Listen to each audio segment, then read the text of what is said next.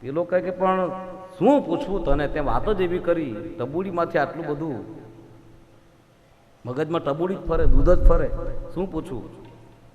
અને પછી પૂછ્યું, પેલો માન્યો નહીં એટલે કે શું થયું તું?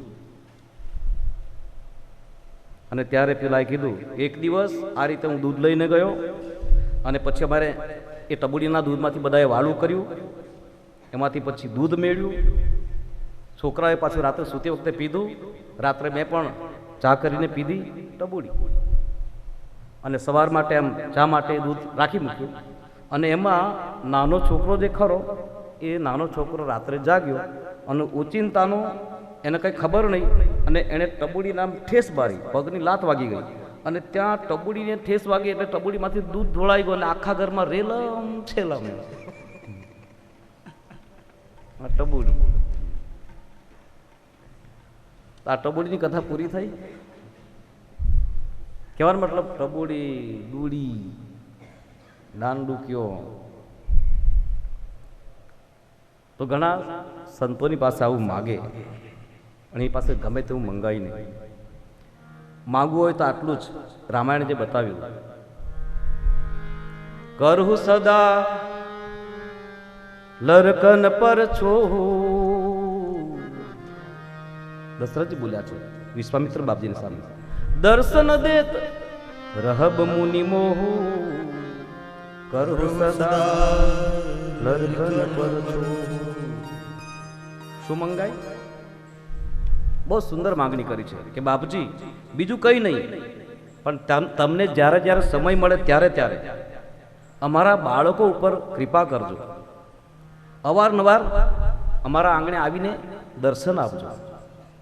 બસ તમારા તપમાં, તમારી સાધનામાં, તમારા સ્વાધ્યાયમાં કંઈ વિઘ્ન નહીં આવતું હોય, એમાં કંઈ વિડંબણા નહીં આવતી હોય તો ત્યારે સમય મળે ત્યારે અમને દર્શન આપતા રહેજો. દશરથજી આ માગણી કરી છે.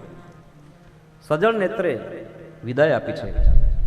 આ બાજુ વિશ્વામિત્રજી વારંવાર રામજીને મળ્યા છે.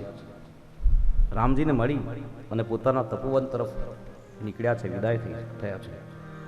તો આ રીતે અયોધ્યા હવે એકલી થઈ છે. પરણીને આવ્યા પછી રામના અયોધ્યાની સમૃદ્ધિ ખૂબ વધી છે. બાબાજી આ કથાને કહેતા એમ કે તુલસીદાસજી બાલકાળની સમાપ્તિ તરફ આગળ વધે. ગીરા પાવની કરન કારણ રામ જસ તુલસી કહ્યો, ગીરા પાવન કરન કારણ રઘુબીર ચરિત અપાર બારિધી, પાર કવિ કોને લયો, ગીરા કાન ઉપબીત બ્યાહ ઉછાહ મંગલ, સુનિ જે સાદ ગાવહી,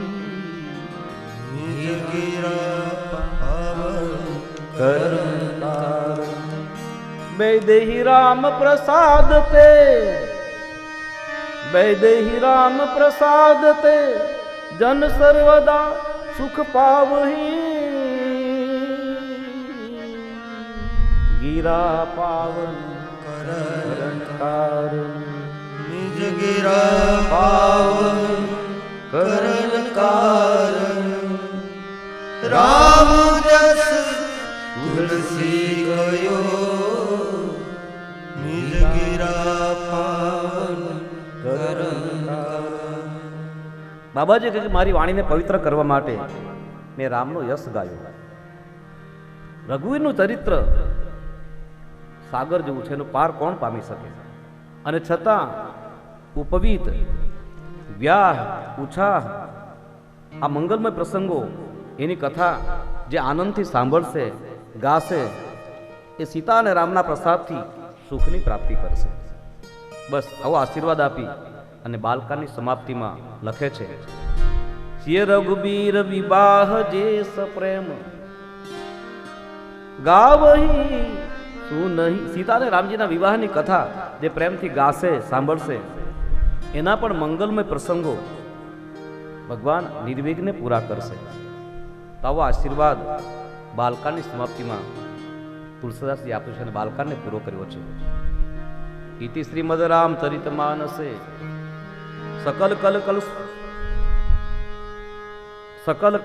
કલિકલ વિબલ વિધ્વંસન વિમલ વૈરાગ્ય નામનો પ્રથમ સોપાન બાલકાંડ. શ્રી સીતારામચંદ્રાર્પણમસ્તુ. તો પહેલો કાંડ આ રીતે ભગવાનના ચરણોમાં તુલસીદાસજી અર્પણ કરે છે. અને હવે બીજો કાંડ રામચરિત માનસનું બીજું સોપાન. અને ખરેખર રામચરિત માનસ કલ્પવૃક્ષ છે. અને કલ્પવૃક્ષ છે એ જો વૃક્ષ હોય તો વૃક્ષ પ્રમાણે એની ડાળ હોવી જોઈએ, મૂળ હોવું જોઈએ, થડ હોવું જોઈએ, શાખા હોવી જોઈએ. તો બાલકાંડ આ રામાયણ રૂપી કલ્પવૃક્ષનું મૂળ છે. અને જે તમે આપણે બધા જાણીએ છીએ કે જે ઝાડનું મૂળ બહુ ઊંડું જતું હોય એ ઝાડ એટલું જ ઉપર મજબૂત બને. અને એટલા માટે તુલસીદાસજી આ રામચરિત માનસ રૂપી કલ્પવૃક્ષના મૂળને બાલકાંડને ખૂબ ઊંડે સુધી પહોંચાડ્યો છે. અને એટલા માટે જે બહુ સમય લે છે. આ તો ઠીક છે, આ તો 9 દિવસ પણ એકલા એક જ કાંડમાં ઓછા પડી જાય, ક્યોંકિ મૂળ હૈ. અને રામચરિત માનસ બહુ મજબૂત વૃક્ષ છે, કલ્પવૃક્ષ છે. તો આ રીતે પહેલો કાંડ બાલકાંડ ભગવાનના ચરણોમાં અર્પણ કરી. હવે બીજો કાંડ અયોધ્યાકાંડ. બાલકાંડ મૂળ છે આ કલ્પવૃક્ષનું, તો અયોધ્યાકાંડ થડ છે. તો બીજું સોપાન અયોધ્યાકાંડ. માનસમાં એવો મત છે રામાયણમાં કે બાલકાંડ એ વ્યક્તિનું બાળપણ છે, બચપણ છે. અને અયોધ્યાકાંડ એ વ્યક્તિનું યૌવન છે.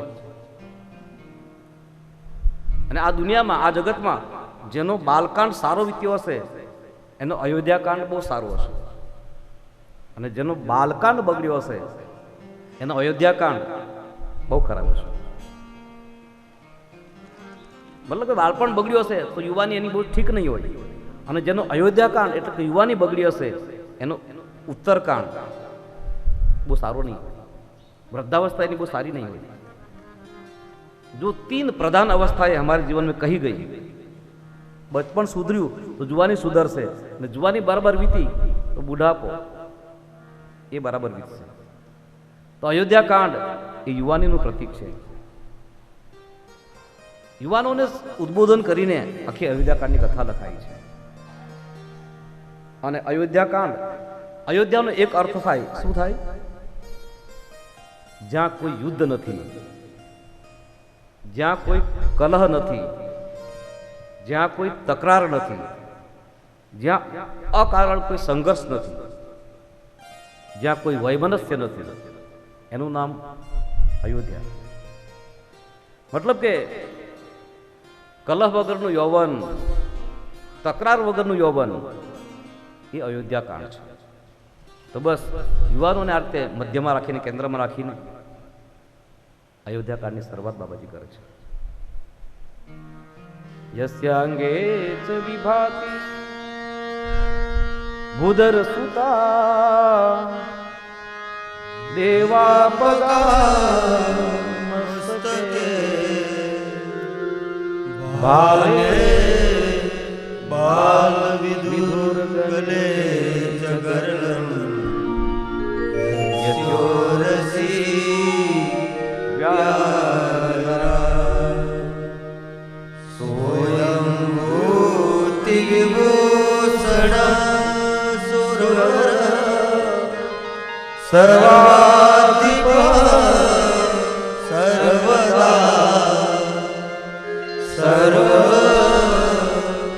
સર્વગતઃ શિવઃ સદિનિભ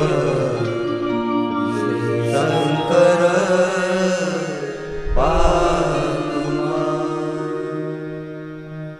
તો અયોધ્યાકાંડના પહેલા શ્લોકમાં, પહેલા જ મંત્રમાં શિવની સ્તુતિ કરી છે.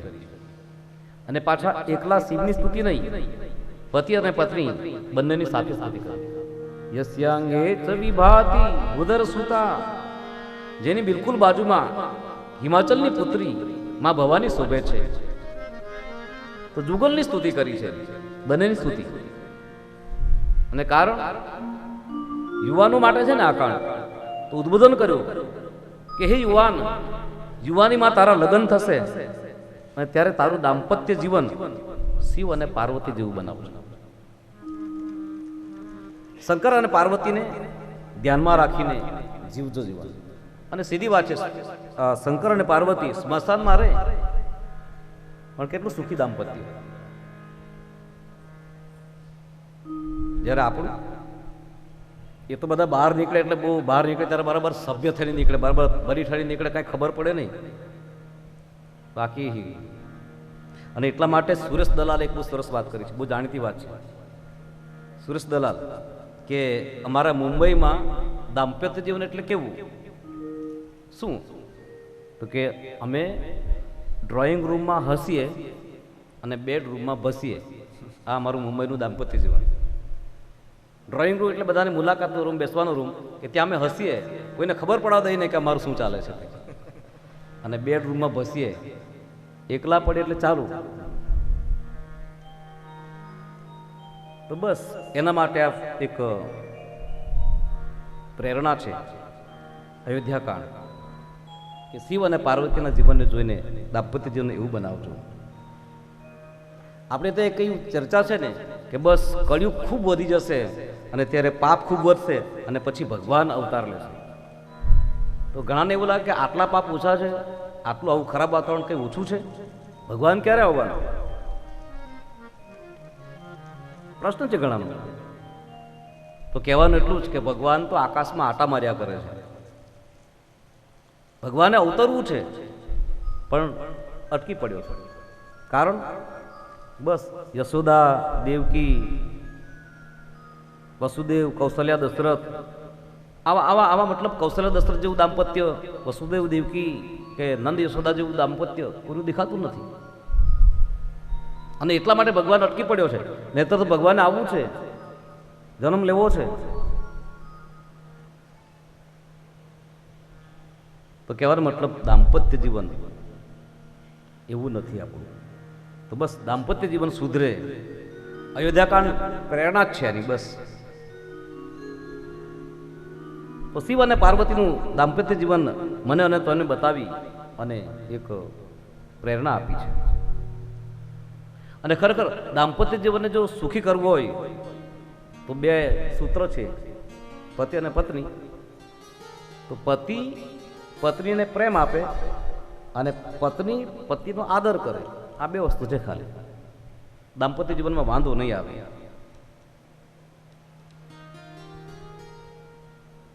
દાંપત્ય જીવન બસ જેની સાથે સપ્તપદીના ફેરા ફર્યા, 4 ફેરા ફર્યા, સમાજમાં સમાજની સાક્ષીએ, અગ્નિની સાક્ષીએ, જે લગ્ન કરાવનાર ગોર મહારાજની સાક્ષીએ, આ બધાની સાક્ષીએ જેની સાથે આપણે જોડાયા, તો બસ એની સાથે થોડીક બાંધછોડ ન કરી શકીએ આપણે? નાની નાની વાતો પર કેટલી તકરાર. તો બસ આ કોમ્પ્રોમાઇઝ થોડુંક જો કરતા થઈ જઈએ તો કામ બની જાય. થોડુંક સહન કરવાનું, એડજસ્ટ કરવાનું, બસ આટલી જ વાત છે. ને આપણી તો સંસ્કૃતિ સહન કરવાની સંસ્કૃતિ છે. અને એમાંય આપણી ભારતીય નારી, આપણી સંસ્કૃતિ આર્ય નારી, એ તો આખી સહનશીલતાની મૂર્તિ ગણાય છે. આપણા દેશમાં, આપણી સંસ્કૃતિમાં સહનશીલતા એક સદગુણ છે. સહનશીલતા એક તપ છે, નારીઓમાં ખાસ કરી. ભૂત હોકારે, એક એક તમે વિચાર કરો કેટલી સહનશીલતા આપણે ત્યાં. તો સહનશીલતા એક તપ છે, નારીનું એક સન્માન છે. ભૂત હોકારે ને પ્રેત પોકારે, ડાકણ ના પડકાર. ભૂત હોકારે ને પ્રેત પોકારે, ડાકણ ના પડકાર. એ માથે ડાકણ ના પડકાર. હોય તારા દેવનું દિલ ના કંપે, હોય તારા દેવનું દિલ ના કંપે, કંપી ઉઠે કરતા મેરા મન. અયોધ્યાની રાજની નારી, અટુલી એકલી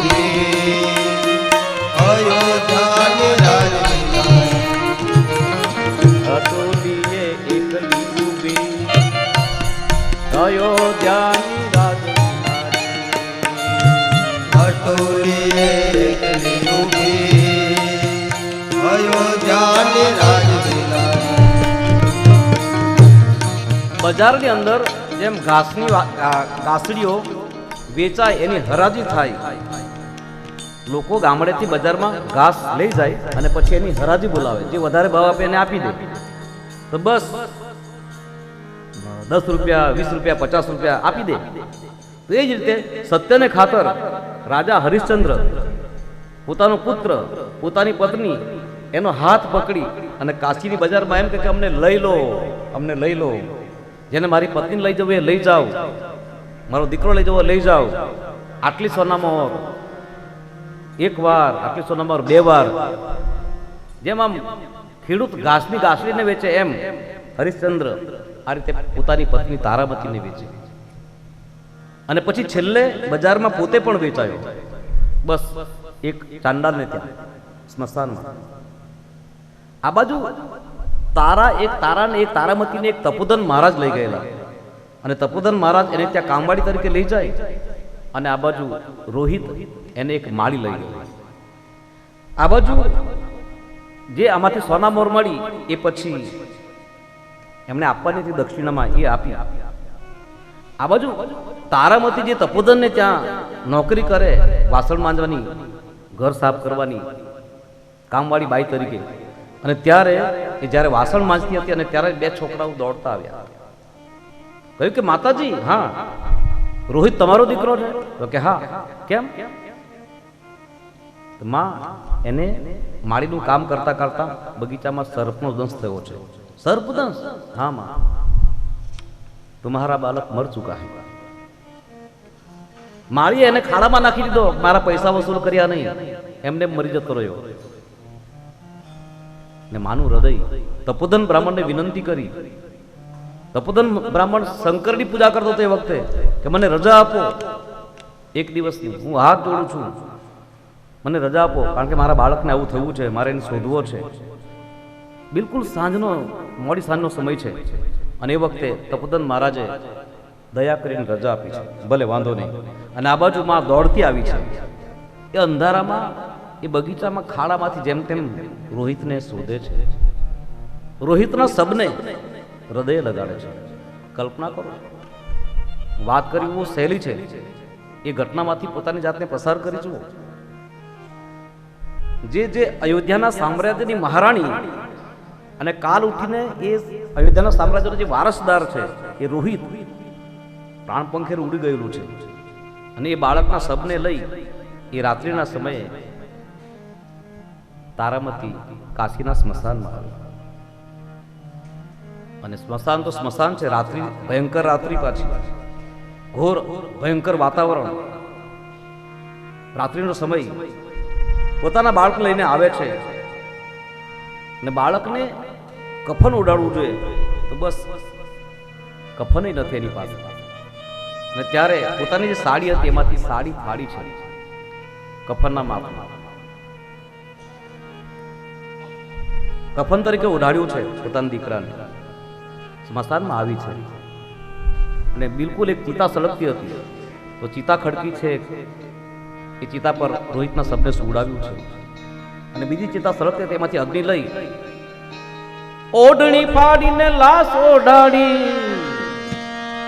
સાડી ફાડી લાશને કફન ઓઢાડી. ઓઢણી ફાડીને લાશ ઓઢાડી, ચૂમી લીધી 2 ચાર, વાલ કરી લીધું એને, ચૂમી લીધી 2 ચાર. ઓઢણી ફાડીને લાશ ઓઢાડી, ચૂમી લીધી 2 ચાર, એને ચૂમી લીધી 2 ચાર. પોતાના પુત્રને પ્રેમ કરી લીધો. આંખમાંથી પાણીની ધારા થવા લાગી. બધું તૈયાર છે, એકદમ અગ્નિ સંસ્કાર કરવાની તૈયારી છે. આ બાજુ હરિશ્ચંદ્ર છેલ્લે વેચાયેલા, એટલે તારામતીને ખબર નથી કે હરિશ્ચંદ્ર ક્યાં વેચાયા છે. અને જ્યાં એ બીજી સરસી ચિતામાંથી લઈ અગ્નિ અને પોતાના દીકરાની ચિતાને આગ લગાડવા જાય, અને ત્યાં એ જ વખતે સ્મશાનના એક ખૂણામાં દાઢી વધી ગયેલી છે, હાથમાં લાકડી છે, ખભા ઉપર કામળો છે. ગર્જના કરી, ખબરદાર, કોણ છે આ? કોણ અગ્નિ સંસ્કાર કરે?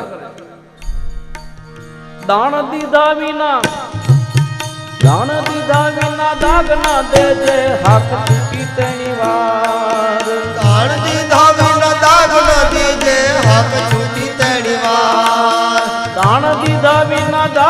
દેજે ને હાક કીધણી વાર બાણ દીધા વિના દાદના દેજે ને હાક કીધણી વાર મારો કર ચૂક્યા વગર આગ નહીં મુકતા કોણ છે ખબરદાર દોડતા આવ્યા છે અને જ્યાં નજીક આવ્યા ત્યાં તો તારામતી નજર પડી સામુ જોવે ત્યાં તો સ્વામી પોતાના સામુ જોવે ત્યાં તો સ્વામી પોતાના સામુ જોવે ત્યાં તો સ્વામી પોતાના સામુ જોવે ત્યાં તો સ્વામી પોતાના તાણી ઉભા તલવાર અટોલી એકલી ઉભી અયોધ્યાની રાજની રાણી અટોલી એકલી ઉભી અયોધ્યાની રાજની રાણી જ્યાં સામે આવ્યા દોડતા હરિશ્ચંદ્ર ઓળખી ગયા ઓ આ તો મારા પતિ છે હરિશ્ચંદ્ર અને તારાએ પણ હરિશ્ચંદ્રને જોયા તારાએ હરિશ્ચંદ્રને જોયા હરિશ્ચંદ્રએ તારાને જોઈ જ્યાં આમ હરિશ્ચંદ્રને પગે લાગવા જાય તારામતી અને ત્યાં પાછળ હટી ગયા દેવી નહીં મને સ્પર્શ કરતા નહીં ક્યોંકि અભી मैं चांडाल के यहाँ बिका हूँ મને અડશો નહીં તમે અપવિત્ર થશો આ કોણ છે કોને લઈને આવ્યા છો ને ત્યારે કીધું તારામતીએ કે ભગવાન આપણા રોહિતને સર્પદંશ થયો છે બાલક મર ચુકા હે હરિશ્ચંદ્રની આંખમાં આંસુ આવ્યા હા અને હું એનો અગ્નિ સંસ્કાર કરવા માટે આવ્યો છું હરિશ્ચંદ્રે આ પ્રસંગે કીધું કે તારા હું જેના ઘરે વેચાયો છું એની સાથે મારે શરત થઈ છે શું કે સ્મશાનમાં જેટલા શબોનો અગ્નિ સંસ્કાર થાય તો બસ એ દરેક શબ દીઠ 1.25 વાર કાપડ લેવાનું અને 1.25 સેર ખીચડી લેવાની જે કાપડ લેવાનું એ મારે મારા માલિકને આપવાનું અને ખીચડી જે લેવાની એ ખીચડી મારે ભાગ આવે છે તો દેવી જ્યારે સ્મશાનમાં કોઈ શબ આવે છે ને ત્યારે મને ખીચડી મળે છે તો હું ખાઉં છું નહીતર ભૂખ્યો રહું છું અને જે કંઈ કપડું આવે છે એ કપડું મારા માલિકને આપું છું દેવી આપણો સંબંધ જે હોય તે આ દીકરો આપણો હોય ભલે વાંધો નહીં દેવી 1.25 સેર ખીચડી મારા ભાગની છે હું જતી કરું પણ મારા માલિકને મારાથી દગો નહીં થાય તમારે મને 1.25 વાર કાપડ આપવું પડશે તો જ અગ્નિ સંસ્કાર કરી શકીશ અને આ છે આપણી સંસ્કૃતિની નીતિ ભલે પુત્ર હોય જે હોય હું મારી ખીચડી જતી કરું પણ મારા માલિકને માટે 1.25 વાર કાપડ તમારે આપવું પડે તારામતીની આંખમાં આંસુ આવ્યા છે જે અડધી સાડી રહી ગયેલી એમાંથી 1.25 વાર સાડી પાછી ફાડી છે હરિશ્ચંદ્રના હાથમાં બસ હવે અગ્નિ સંસ્કાર કરો આપણે ત્યાં સ્ત્રી કોઈ દિવસ સ્મશાનમાં જતી નથી એ અમુક જગ્યા સુધી જાય પછી પાછી વળે કારણ એ પોતાના સ્નેહીને બળતું જોઈ શકે નહીં અને આજ મહિલાએ તારામતીએ પોતાના હાથે દીકરાનો અગ્નિ સંસ્કાર કરવાની નોબત આવી છે ભયંકર વાતાવરણ છે ભૂત પોકારે ને પ્રેત ખોખારે ડાકણ ના પડકાર ચારે બાજુ ભૂતાવળ શરૂ થયેલું છે ભૂત પોકારે ને પ્રેત પોકારે ડાકણ ના પડકાર હે માતે ડાકણ ના પડકાર તોય તારા દેનું દિલ ના કંપે કોઈ તારા દેનું દિલ ના કંપે તોય તારા દેનું દિલ ના કંપે કોઈ તારા દેનું દિલ ના કંપે કંપી ઉઠે કીર્તાર અટુલી એકલી યુગી અયોધ્યાની રાજની રાણી અટુલી એકલી યુગી અયોધ્યાની રાજની રાણી આ મહિલાની અટલતા એની અડગતા તોય તારા દેનું દિલ ના કંપે કોઈ તારા દેનું દિલ ના કંપે નીતિને ખાતર હરિશ્ચંદ્રને કીધું કે ભલે તમારી ફરજ નિભાવવાની આપણે ખોટું નથી કરવું તમારા માલિકને દગો ન થવો જોઈએ સાડી ફાડીને આપી અને તારામતી પોતાના હાથે દીકરાને અગ્નિ સંસ્કાર કરવા જાય તોય તારા દેનું દિલ ના કંપે કોઈ તારા દેનું દિલ ના કંપે હરિશ્ચંદ્રની આ નીતિ મહિલાની તારામતીની આ નીતિ એનો આ ટેક અટલ એ જોઈ કરતી કંપી ઉઠે કરતાર એકલી ઊભી અયોધ્યાની રાજવિલાસ અટોલીએ એકલી ઊભી અયોધ્યાની રાજવિલાસ ભગવાન ધ્રુજી ગયો આ મહિલાનો ધ્રુજી કંપી ઉઠે કર તાર પણ તોય તારાથી કંપી નહીં. લાંબી કથા છે પણ કહેવાનું ભગવાન પછી તો પ્રગટ થયા આવ્યા છે.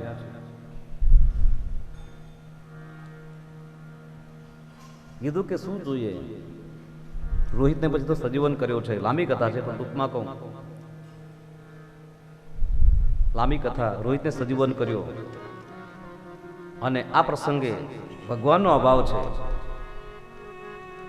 ધન્ય રાજા રાણી ટેક તમારી. હરિશ્ચંદ્ર તારામતી. ધન્ય રાજા રાણી ટેક તમારી ધન્ય છે રાજકુમાર. ધન્ય રાજા રાણી ટેક તમારી ધન્ય છે રાજકુમાર. કાગ કહે તારા કુળમાં હવે. કાગ કહે તારા કુળમાં હવે. કાગ કહે તારા કુળમાં હવે. કાગ કહે તારા કુળમાં હવે. લેવો છે અવતાર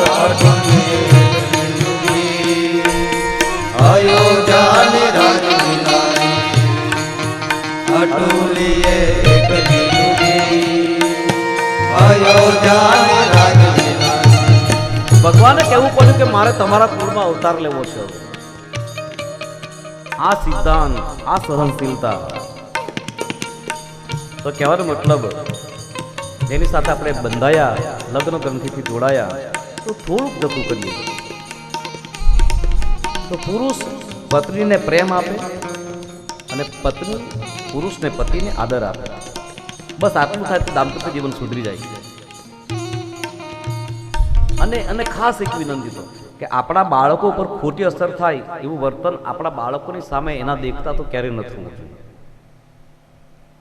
તો ઘણાની જે ચર્ચા છે કે ભગવાન ક્યારે આવે, તો અવતાર હોય તો અવતરવું છે.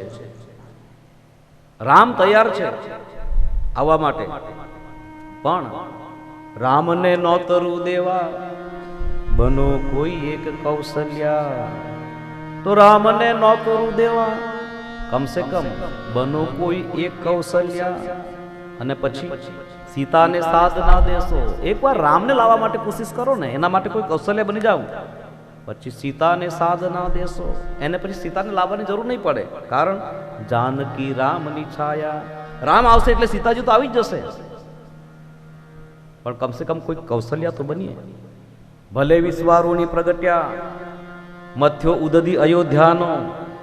કઈ કઈ માએ ભલે રામને વનવાસ આપ્યો અને એમાંથી આ બધું થયું, ભલે ગમે તે કર્યું કઈ કઈ માએ, ભલે વિશ્વારુની પ્રગટ્યા મથ્યો ઉદદી અયોધ્યાનો, પણ ભરતની ભેટ ભારતને એટલે કે આપણા દેશને કઈ કઈ વીણ મળત ક્યાંથી.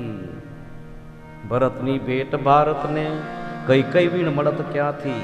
કારણ કે ધરા વિના ધાન તો નહીં ઉપજે. સારી ધરા વગર સારા છોડવા ઉત્પન્ન થાય નહીં કોઈ દિવસ. તજી નિદ્રા લક્ષ્મણજી, તજી નારી, તજી ગાદી અયોધ્યાની. રામના મનતણી મૂર્તિ સુમિત્રા વીણ મળે ક્યાંથી. અને અખંડ બ્રહ્મચર્યની મૂર્તિ અમારે હનુમાનજી. શુદ્ધ સંકલ્પની પ્રતિમા હજોરી દાસ હનુમંતા. જન્મવા અંજની જોશે. તો રામને નોતરું દેવા કમસે કમ બનો કોઈ એક કૌશલ્યા. તો દાંપત્ય સુધારો, થોડીક બાંધછોડ કરીએ, અક્કડતા છોડીએ. બસ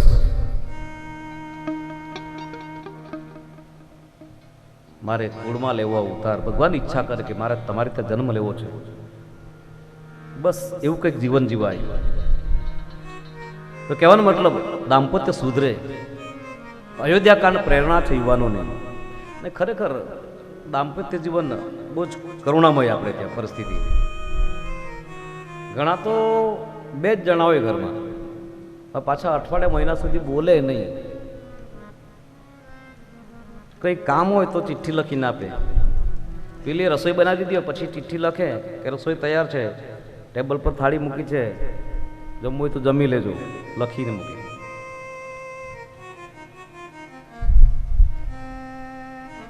એક ઘટનાની મને યાદ આવે કે પતિ પત્ની 2 જણા અને શિયાળાના દિવસો બોલે નહીં એકબીજા સાથે, માથાકૂટ થયેલી કરી અને પછી બોલે નહીં એટલે અઠવાડિયું થઈ ગયું.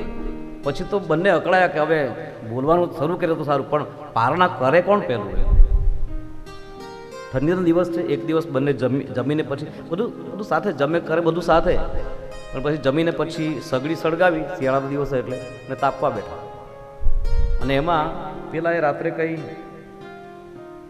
લુંગી જેવું પહેર્યું હશે રાત્રિનો સમય એટલે, અને એમાં બંને જણા આમ હાથ રાખીને તાપે, બોલતા તો નથી, થોડી નજર કરી લે પણ બોલે નહીં. તો આ રીતે બન્યું એવું કે એમાં જે સગડી સળગતી હતી એમાંથી એક તણખો ઉડી અને પેલાની લુંગી પર પડ્યો. પેલીને ખબર, એણે જોયું કે આ લુંગી સળગે છે, પણ બોલાય તો નહીં, કહેવાય તો નહીં. પેલાને કઈ ખબર નથી, એટલે પેલી આમ તાપણા પર હાથ રાખેલા છે અને પછી બોલવા માંડી કે કોઈની લુંગી બળે એમાં મારું શું જાય, કોઈની લુંગી બળે એમાં મારું શું જાય. એટલે આ બધાને અટક કરવા પડે નહીં. શું જરૂર છે આવી થોડુંક એડજસ્ટમેન્ટ? તો કહેવાનો મતલબ શંકર અને પાર્વતીએ પ્રેરણા આપી આપણને બધાને કે દાંપત્ય જીવન આવું બનાવો. તો પહેલો મંત્ર લખ્યો છે તુલસીદાસ અયોધ્યાકાંડનો, યસ્યાંગે ચ વિભાતિ બુધર સુતા દેવાપગામસ્તકે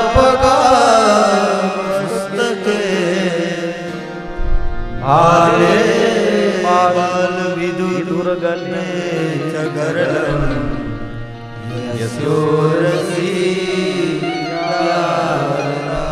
તો હે યુવાન, તારી પત્ની યુવાનીમાં તારી બાજુમાં બેઠી હોય ત્યારે તારું દાંપત્ય જીવન શિવ અને પાર્વતી જેવું બનાવજે. યુવાનને પ્રેરણા આપી છે. અને શંકરની જટામાંથી ગંગા વહે. તો હે યુવાન, તારા મસ્તકમાં પણ ભક્તિભાવ રહેવો જોઈએ. તારું માનસ બસ ભક્તિમય હોવો જોઈએ, ભાવમય હોવું જોઈએ. શંકરના ભાલમાં ચંદ્ર છે, તો પ્રેરણા છે કે યુવાન, તારું ભાલ, તારું કપાળ તેજસ્વી રહેવું જોઈએ. અને એ કપાળ તેજસ્વી ત્યારે જ રહી શકે કે જ્યારે આપણામાં સંયમ હોય, કઈ તપવૃત્તિ હોય, સાધના હોય. શંકર ભગવાને ગળામાં, કંઠમાં ઝેર ધારણ કર્યું છે. તો યુવાન, આ જગતમાં, આ યુવાનીમાં તારે ઘણા બધા ઝેરના પ્રસંગો માંથી પસાર થવું પડશે. તો બસ એ બધી આલોચનાઓ, એ ટીકાઓ, એ પ્રસંગો ખોટા, એ બધાને તો નીલકંઠ બનીને પચાવો છે. બીજું, શંકર ભગવાને શરીર ઉપર ભસ્મ લગાડી કે યુવાન, આ શરીર એકવાર ભસ્મ થવાનું છે, એનું સ્મરણ રાખ. આ બધી પ્રેરણા તો આ રીતે પહેલા શ્લોકમાં શિવ અને પાર્વતીની ભેગી વંદના કરી છે, યુવાનોને પ્રેરણા આપી છે. અને પછી એક દોહો લખ્યો અયોધ્યાકાંડમાં, જે દોહો આપણે રોજ મંગલાચરણમાં લઈએ છીએ, શ્રી ગુરુ ચરણ સરોજ. ઘણા હનુમાન ચાલીસાની શરૂઆતમાં લખેલો એટલે હનુમાન ચાલીસાનો ભાગ બને નથી, આ અયોધ્યાકાંડનો દોહો છે. હનુમાન ચાલીસા મૂળ તો પહેલા 2 દોહા આવે, છેલ્લે દોહા આવે, તો સાથે એક એને અનુસંધાન મળે એટલા માટે લખેલા છે. બાકી 40 ચોપાઈ એ જ ચાલીસા છે હનુમાન. તો શ્રી ગુરુ ચરણ સરોજ નિજ મન મુકુર સુધારી, બરનૌ રઘુબર બિમલ જસ દોદાયક ફલચારી. તુલસીદાસજી આ લખ્યું છે અયોધ્યાકાંડ કે ગુરુદેવના ચરણની ધૂળથી મારા મનરૂપી અરીસાને સ્વચ્છ કરી અને હું ભગવાનની હવે આગળની કથાઓ કહેવા જાઉં છું. એ ભગવાનની કથા ચારેય પદાર્થોને આપવાવાળી છે. અને ખરેખર યુવાનીમાં મનને સુધારવાની ખાસ જરૂર છે. યુવાનીમાં ખાસ કરીને મન જ વધારે બગડે છે. અને તેથી ગુરુના ચરણની ધૂળથી મનને પવિત્ર કરી, શ્રી ગુરુ ચરણ સરોજરજ નિજ મન મુકુર સુધારી, પોતાના મનને પવિત્ર કરી અને હવે કથાને હું આગળ લઈ જાઉં છું. અને આ રીતે ઉદ્ઘોષણા કરતા તુલસીદાસજી અયોધ્યાકાંડની પહેલી ચોપાઈ લખી, जब ते राम ब्याही घर आए, नित नव मंगल मोद बधाए। जब तेरा ब्याही घर आए, नित नव मंगल मोद। જ્યાંથી રામ પરણીને આવ્યા અયોધ્યામાં, અને ત્યારથી અયોધ્યામાં નિત્ય નવો આનંદ, નિત્ય નવી ખુશી. ભુવન ચારી દસ ઉદર ભારી, સુપ્રીત મેઘ ભરત બારી. ભુવન ચારી દસ ઉદર ભારી, સુપ્રીત મેઘ બરસઈ બરવારી. રામ પરણીને આવ્યા પછી અયોધ્યામાં ખૂબ સુખ વધ્યું છે. અને જરા ધ્યાનથી સાંભળવા જેવી વાત છે, આપણા દરેકના જીવનને સ્પર્શે એવી વાત છે. તુલસીદાસે એવું લખ્યું કે અયોધ્યામાં જેમ અષાઢ મહિનો આવે અને પછી આકાશમાં અષાઢના વાદળ ચડે અને એ અષાઢના વાદળમાંથી પછી પુષ્કળ વરસાદ થાય, એમ અયોધ્યામાં રામ પરણીને આવ્યા પછી પુણ્યના વાદળનો થર જામી ગયો. પુણ્યના વાદળનો થર જામી ગયો અને એમાંથી પછી સુખનો વરસાદ વરસવા માંડ્યો. અને ખરેખર ખૂબ વરસાદ પડે તો પછી નદીઓમાં પૂર આવે અને એ પૂર પછી દરિયામાં ભળે. એ જ રીતે રિદ્ધિ, સિદ્ધિ અને સંપત્તિની નદીઓમાં પૂર આવ્યા અને બધી જ સમૃદ્ધિ અયોધ્યારૂપી દરિયામાં ઠલવાવામાં આવી. અને ખરેખર સુખ સારી વસ્તુ છે, પણ સુખનો વરસાદ એ પાછી સારી વસ્તુ નથી. અને એમાંય કદાચ વરસાદ જરૂરી છે, પણ એ સપ્રમાણ હોય તો. આ 8 દિવસ વરસાદની હેલી મંડાય તો હોનાર જ થાય. જે હમણાં કેરળમાં પરિસ્થિતિ છે, केरल ने हमको डिब्बे भर के दिया, हमको डिब्बे भर के वापस करना है. આવું જાહેરાત છે, કરવી જોઈએ મદદ આપણે. તો સતત વરસાદ જો વધારે આવે તો પછી હોનાર જ થાય. આપણે જ પછી કંટાળીએ કે હવે વરસાદ બંધ થાય તો સારું, બંધ થાય તો સારું. થોડોક ઉઘાડ આવે, સૂરજ દેખાય, ઘરની બહાર ક્યાંય જવાતું નથી, જે કપડાં પલેલા આવે સુકાતા નથી, બસ થોડોક તડકો પડે, સૂરજ નીકળે, બધા એવું ઈચ્છે. તો સુખનું પણ એવું જ છે.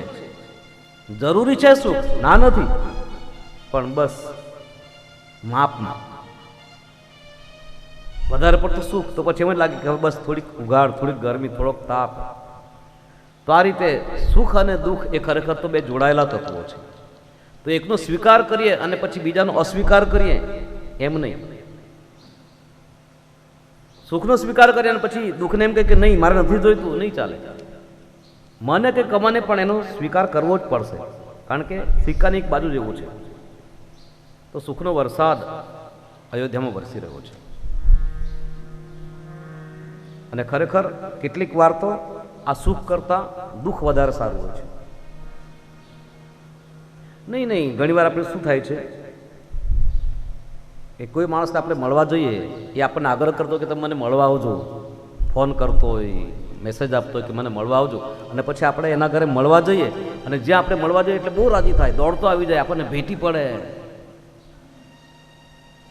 આપણને એમ થાય કે નહીં આજે કહેતો તો બરાબર છે, બોલાવતો હતો કે આવજો આવજો, ને જેવા આપણે પહોંચે એટલે આટલી લાગણી વ્યક્ત કરે આપણે ખુશ થઈ જઈએ.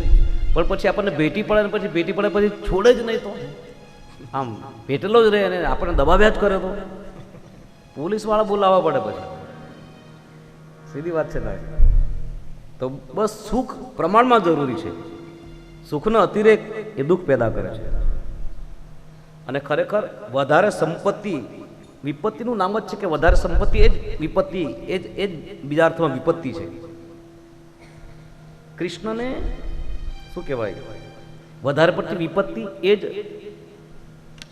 વધારે પડતી સંપત્તિ એ જ વિપત્તિનું મૂળ છે. અને એટલા માટે જ કબીર સાહેબે કીધું છે, સો સુખ પર પથ્થર પડો. એ સુખ અમારા માટે નકામું છે, પથ્થર પડો, સો સુખ પર પથ્થર પડો જો રામ હૃદય સે જાય. એ સુખનો શું અર્થ? જે સુખ ના આવવાથી આપણે ભગવાનને ભૂલી જઈએ, આપણા જીવનમાંથી ભગવાન જતા રહે, ભગવાનનું સ્મરણ જતું રહે. તો સુખ પર પથ્થર પડો જો રામ હૃદય સે જાય, બલિહારી વા દુઃખ નકી જો હર પલ રામ રટાય. બલિહારી વા દુઃખ નકી જો હર પલ રામ રટાય. તો કહેવાનો મતલબ સુખ મર્યાદામાં બરાબર છે, પણ વધારે પડતું સુખ એ આપણી શાંતિને તોડી નાખે છે. અને સમાજની મોટા ભાગે જે જરૂરિયાત છે સુખની અથવા તો એની વ્યાખ્યા છે તે આવી જ છે, અને એટલા માટે જ એ વધારે દુઃખી છે. સુખ અને દુઃખ સિક્કાની બે બાજુ જેવા છે, જરૂરી છે, પણ સુખ માપમાં હોય તો આ રીતે સુખ અયોધ્યામાં સુખનો વરસાદ વરસ્યો છે. તો સુખનો વરસાદ બહુ સારી વસ્તુ નથી. બધા લોકો બહુ સુખી છે. બાબાજી લખે છે, સબ બીધી સબ પુર લોગ સુખારે. સુખ એટલું બધું આવ્યું અયોધ્યામાં કે બાબાજી આવું લખવું પડ્યું. સિદ્ધાંતની વિરુદ્ધ વાત છે આ. સબ બીધી સબ પુર લોગ સુખારી, રામચંદ્ર મુખચંદ્ર નિહારી. દરેક રીતે અયોધ્યામાં દરેક લોકો સુખી હતા. અને આ ન સમજાય તેવી વાત છે કે તુલસીદાસજી એવું લખ્યું કે આ દુનિયામાં અયોધ્યામાં બધા જ લોકો બધી રીતે સુખી હતા, જે સિદ્ધાંતની વિરુદ્ધ છે. અને છતાં અયોધ્યામાં આવું બન્યું, સબ વિધિ સબ પૂર લોક, બધા પાછા બધી રીતે સુખી. આ શક્ય નથી, પણ છતાં અયોધ્યામાં શક્ય બન્યું. એનું કારણ શું? રામચંદ્ર મુખચંદ્ર નિહારી. કે અયોધ્યામાં બધાનું લક્ષ્ય રામ હતા. રામના ચહેરાને જોઈને બધા જીવતા હતા. અને જે માણસમાં, જે સમાજમાં લક્ષ્ય એક થઈ જાય એમાં સુખ જ હોય.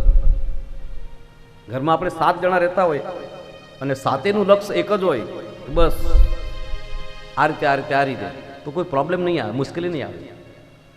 7 જણા એમ કે આજે આપણે રીંગણ બટેટાનું શાક ખાવું છે, મુશ્કેલી નહીં આવે. પણ બીજા કંઈક નહીં, આજે ભીંડો થવા દો ને, બીજા કંઈક આજે તો આમ થવા દો ને, તો એમાં મેળ નહીં આવે.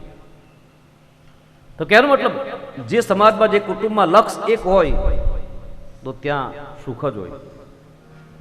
આ બાજુ આ રીતે સબબીધી સબપુર લોક સુખારી. અયોધ્યામાં બધા જ લોકો બધી રીતે સુખી હતા. અને અયોધ્યા આખી સુખથી છલકાઈ ગઈ. અયોધ્યાનું સુખ છલકાય અને અયોધ્યાની બહાર, કિલ્લાની બહાર વ્યવહાર આવ્યો. અને આ વખતે ભગવાનને એવું લાગ્યું કે બસ સુખનો વરસાદ બહુ થયો, હવે અયોધ્યાને થોડાક તડકાની જરૂર છે, થોડાક વનવાસની જરૂર છે, તાપની જરૂર છે. કારણ જીવન કેવળ એકલા સુખથી નથી બનતું. જીવનને જીવવા માટે સુખ અને દુઃખ બંને જોઈએ. और इसीलिए हमारे यहाँ गाया भी गया है, सुख दुख मन मान आनिए, घट साथे रे घड़िया टाळ्या ते कोई नान तड़े, रघुनाथ नजड़िया. એકલા સુખથી જીવન બને નહીં. જીવન જીવવા માટે દુઃખ પણ જરૂરી નહીં, અનિવાર્ય છે. અને દુઃખ હશે તો જ સુખની પણ આપણને અનુભૂતિ વધારે સારી રહેશે. આપણે જે બટેકો છે, બટાકો, એ બટેકો આપણે એમ જ ખાઈએ તો સારી બ્રાન્ડનો બટાકો હોય, ઊંચી ક્વોલિટીમાં હોય, પણ એમ જ ખાઈ જજો ને, ભાવે તો કહેજો. પણ એ બટેકાને આપણે બાફવો પડે, અને બાફ્યા પછી એનો ટેસ્ટ લઈ જુઓ. બાફે પછી જ, એ બફાયા પછી જ એમાં મીઠાશ આવે. તો બસ જીવનમાં પણ એવું જ છે, થોડોક તાપ જોઈએ, થોડુંક તપે જીવન, તો પછી એમાંથી મધુરતા નિષ્પન્ન થાય. તો આ બાજુ આટલું સુખ હોવા છતાંય અયોધ્યાવાસીઓ ઈચ્છા જ કર્યા કરે. ભગવાન શંકરની સ્તુતિ કરીને એમ કે બસ હવે એક જ સુખ બાકી છે. કયું? કે બસ દશરથ મહારાજ હવે રામને ગાદી આપી દે. બધું જોયું, બધું મળી ગયું આપણને, બસ આટલું એક જોવાઈ જાય, આપણું જીવન ધન્ય બની જાય. તો બસ અયોધ્યાના આ લોકો હવે રામ રાજ્યાભિષેકના સપનામાં ડૂબ્યા છે કે બસ આટલું આ અમને મળી જાય જોવા માટે. આ બાજુ બાબાજી એક દિવસની ઘટના લખે છે કે દશરથજી દરબાર ભરીને બેઠા છે અને બાબાજી લખે, એક સમય સબ સહિત સમાજા રાજસભા રઘુરાજ બિરાજા. એક સમય સહિત સમાજા રાજસભા રઘુરાજ બિરાજા. સકલ સુપ્રીત મૂર્તિ નરનાહુ રામ સુજસ સુનતી ચાહુ. સકલ સુપ્રીત મુનિ નર નામ રામ સુજસ સુની અતિ ઊંચા. રાય સુભાય મુકુર કરલીના બદન દિલો કી મુકુટ સમકીના. આય સુપાય મુકુર કરલીના બદન લોકે મુકુટ સમકી. શ્રવણ સમી બયે સિત કેસા માનવ જરઠ પનુ અસ ઉપદેશા.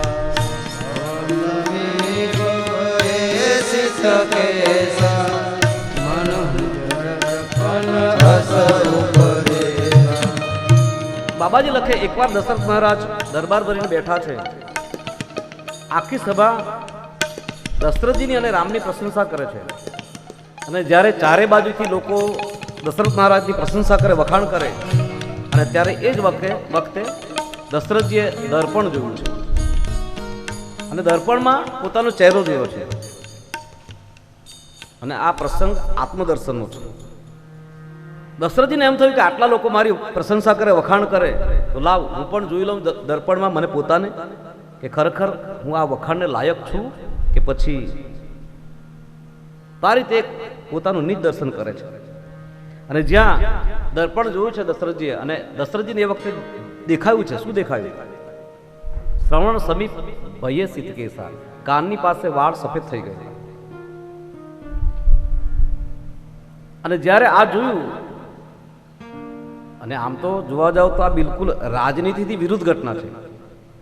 દશરથ મહારાજ અત્યારે સભામાં બેઠા છે, દરબાર ભરીને બેઠા છે, અને એ દરબાર ભરીને બેઠા હોય અને તેમાં રાજગાદી પર બેસીને પછી કાચ જોઈએ તો કેવું લાગે? અરીસામાં જોઈએ તો. દાખલા તરીકે અત્યારે હું એ બેઠો છું અને અત્યારે હું કાચ લઈને જોવા માંડું તો તમારી શ્રદ્ધા તૂટે. અને એટલા માટે અમુક સ્થાને પહોંચેલા માણસોએ જીવનમાંથી ઘણું બધું ગુમાવવું પડે છે. વિનોબાજી લખે છે કે ખાડો કર્યા વગર ટેકરો થતો નથી. તો કુછ પાને કે લીએ કુછ ખોના પડતા है. जीवन का मतलब तो आना और जाना है, कुछ खोकर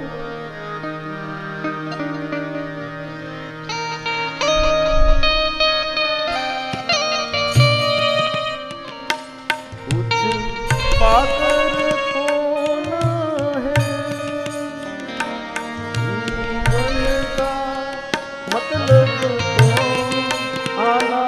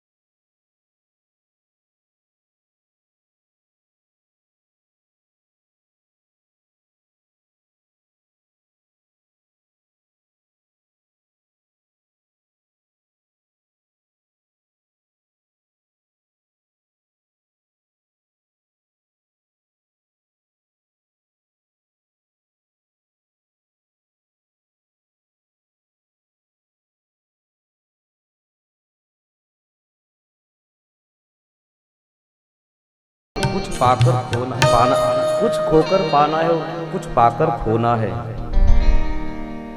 ચલચિત્રનું ગીત છે સોર, બરાબર, એ ફિલ્મ છે સોર.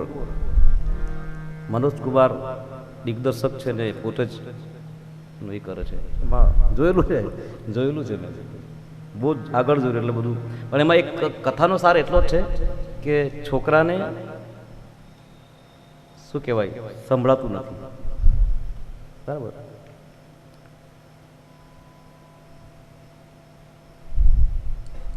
અને જ્યારે એની સારવાર પછી માટે મહેનત કરે છે આ મનોજ કુમાર, અને પછી એની સારવાર કરાવે છે. એ છોકરો બોલતો નથી, બરાબર. એ છોકરાને પછી બોલતો કરે છે, ખૂબ સારવાર કરીને મહેનત કરીને.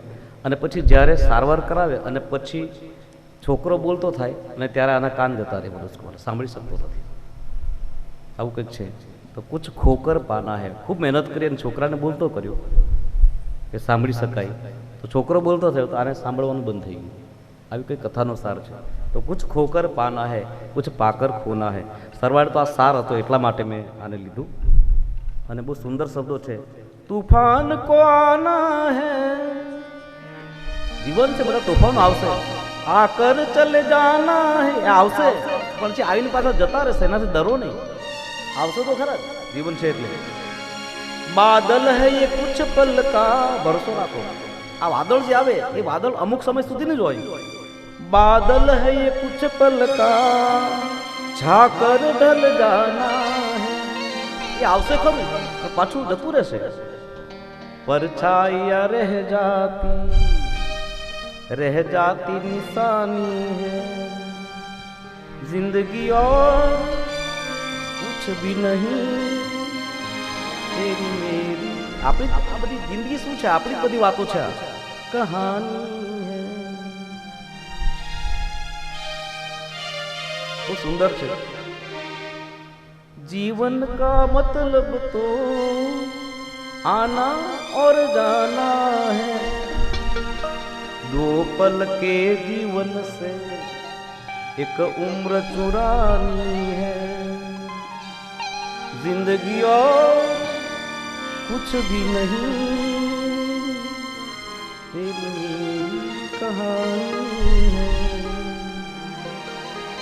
તો કહેવાનો મતલબ વિનોબા ભાવે એમ કહે છે, વિનોબાજી એમ લખે, કંઈક ઊંચાઈ મેળવીએ તો કંઈક તો ગુમાવવું પડે, કુછ ગવાના હોતા હૈ. जलील आशा नहीं आबाद करना ये घर मोहब्बत का, जलील आशा नहीं आबाद करना ये घर मोहब्बत का, ये उसी का काम है जो खुद बर्बाद होते हैं. પોતે બરબાદ થઈ શકતો હોય એ જ આ કામ કરી શકે. તો કહેવાનો મતલબ અમુક જગ્યાએ પહોંચ્યા પછી અમુક કામ ન કરી શકાય. તો મહારાજ દશરથજી પરિસભામાં બેઠા છે અને અરીસો જુએ છે. સમાજની શ્રદ્ધા બહુ નાજુક છે અને એટલા માટે અમુક ઊંચાઈએ પહોંચેલા, અમુક સ્થાને પહોંચેલા વ્યક્તિઓએ ખૂબ જ સાવધાની રાખવી પડે. તો આ બાજુ દશરથજીએ દર્પણ જોયું. દર્પણ જોયું તો બે વાત દેખાય છે. એક, મુગટ આમ ત્રાસો થઈ ગયેલો હતો અને જ્યાં મુગટ ત્રાસો થઈ ગયેલો એટલે એકદમ સાવધાન થઈ ગયા કે ઓહ, લોકો તો મારા વખાણ કર્યા કરે અને મારો મુગટ તો ત્રાસો છે. એકદમ આમ સરખો કર્યો અને એની સાથોસાથ વિચાર આવ્યો કે આ મુગટ ત્રાસો થયો છે અને આવતીકાલ સુધી કદાચ પડી જાય તો લાવ, એ પડી જાય એના પહેલા રામના માથા પર મૂકી દો. તો આ રીતે દર્પણમાં જોતા, નિજ દર્શન કરતા દશરથજીને એમ લાગ્યું કે મારો મુગટ હવે ત્રાસો થયો છે, પડી જવાની તૈયારી કરે છે અને હવે મારે રામને ગાદી સોંપી દેવી જોઈએ, મુગટ આપી દેવો જોઈએ. તો આ પ્રેરણા છે કે સમાજના બધા જ દશરથો, સમાજના બધા જ વડીલો પોતાના સંતાનોને કારભાર સોંપી દે યોગ્ય સમય. મુગટ ત્રાસો થાય એટલે ઘણાને એમ લાગે કે આ મુગટ આપણે પહેરીએ છીએ કે ક્યાં કે ખબર પડે આપણને આ મુગટ ત્રાસો થયો કે નહીં. પહેરતા હોય તો ખબર પડે ને, પહેરતા નથી પણ છતાં ખબર પડી જાય કે ત્રાસો થયો કે નહીં થયો. કેવી રીતે? આપણે આમ એક સમય એવો હોય કે આપણે જ્યારે બહાર ગયા હોય અને પછી બહારથી ઘરે આવીએ અને ઘરે આવીએ એટલે આપણે જ્યાં ઘરે આવીએ છીએ એવું ખબર પડે એટલે આખું ઘર ધ્રુજતું હોય, હાક વાગતી હોય આપણી કે આવી ગયા, સાવધાન થઈ જતું હોય. આમ આપણે જો તો પહોંચીએ એટલે બાજુ 3 જગ્યાથી તો પાણી આવી જાય કે પાણી પીવું, પાણી લેવું, આટલી હાક વાગતી હોય. અને એના બદલે અમુક સમય જાય અને પછી એક સમય એવો આવે કે આપણે આવીએ, ઘરે પહોંચીએ, બૂટ ઉતારીએ, કોટ ઉતારીએ અને પછી આમ બૂમ પાડીએ કે હું આવી ગયો છું, મને પાણી આપો. અને આમ બૂમ માર્યા પછી પણ થોડીક 5-10 મિનિટ પછી એક નાનું છોકરું હાથમાં આમ પ્યાલો હલાવતું પાણી ઢોળતું આવે કે દાદા તમે શું આમ બૂમ પાડ્યા કરો ને માગ્યા કરો ને. સમજો ને કે આ મુગટ ત્રાસો થઈ ગયો આપણો. અને એ પડી જાય એના પહેલાં સોંપી દેવાનો, આપી દેવાનો, કારભાર સોંપી દેવાનો.